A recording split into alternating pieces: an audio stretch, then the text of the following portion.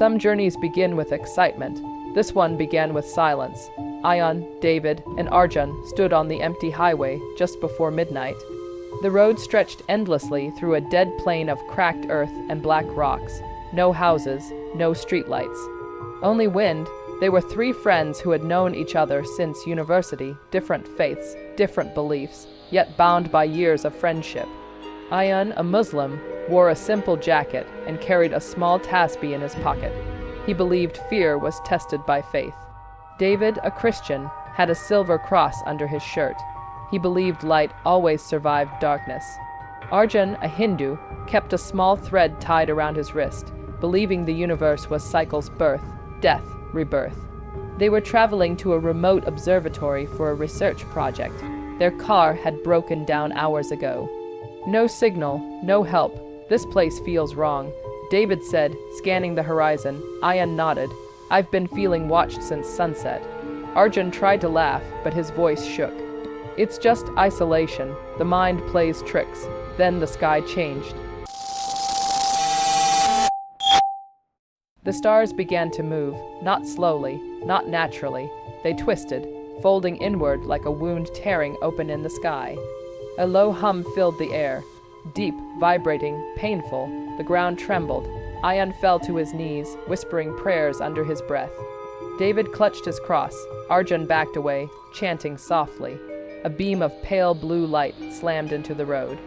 The air grew heavy like breathing underwater. Then they saw it.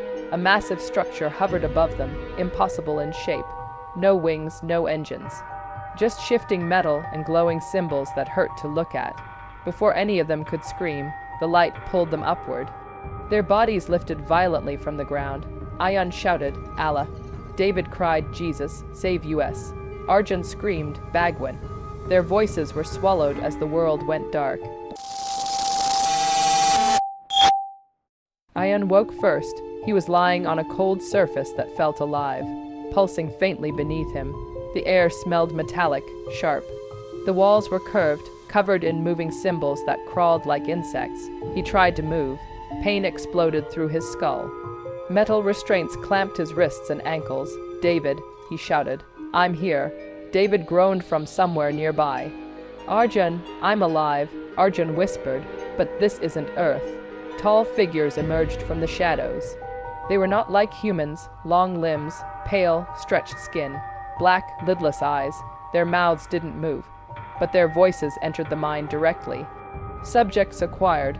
Ayan felt something digging into his thoughts, memories tearing open. His childhood.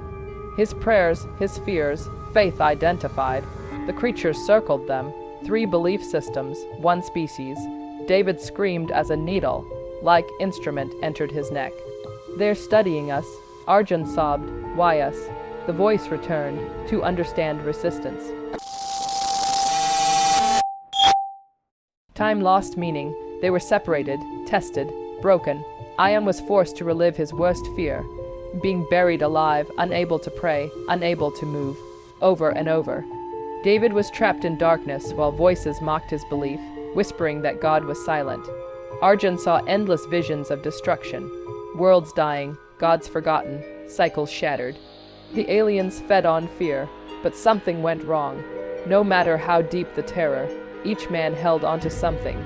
Ayan whispered prayers even when his lips couldn't move.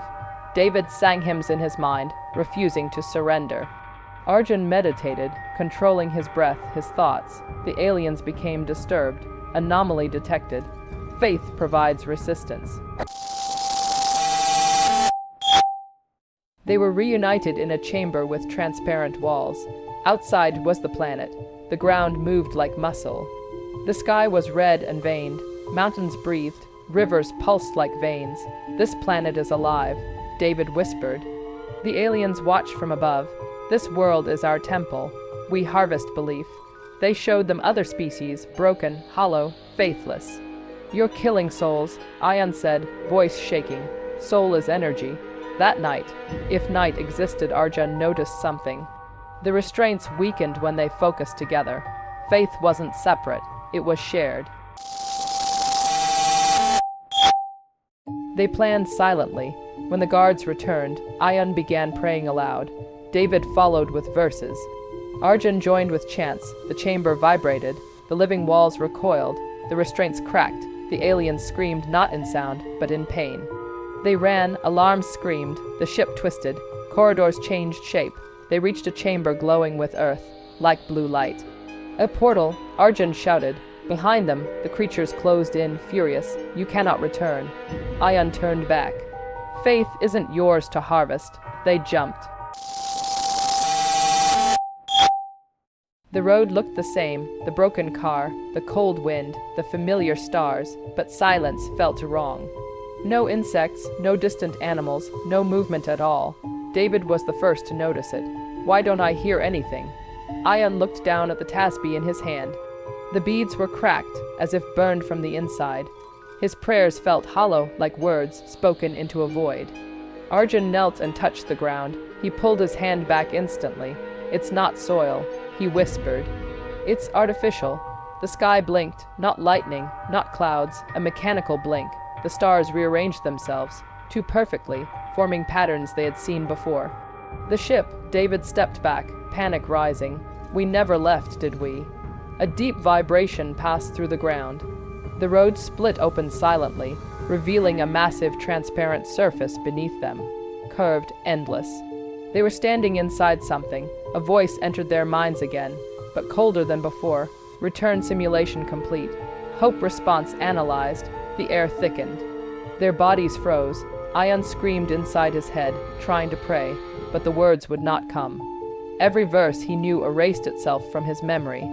David tried to clutch his cross. It dissolved into dust. Arjun's sacred thread snapped and fell away, turning black. The figures emerged, not from the sky, but from the walls of reality itself, taller, sharper, more monstrous than before. You believed faith freed you. Faith is the most efficient cage. David began to cry. God, please. No answer came. The creatures showed them the truth. Earth was never the destination. Earth was the bait. Their planet humanity was being observed, mapped, prepared. Religions, prayers, beliefs, not to be destroyed, to be used. You will return. You will speak. You will spread belief. Ion felt his mouth open against his will. He began whispering prayers, but they weren't his anymore. Each word echoed with alien resonance. David smiled unnaturally, reciting verses with empty eyes. Arjun chanted, but his voice split into multiple tones. Inhuman, they were released, not back to Earth, but into humanity, across cities, across screens, across voices. 3 friends, 3 faiths, 3 infections. Far above, the ship pulsed gently. The harvest had begun, and this time no one was coming back.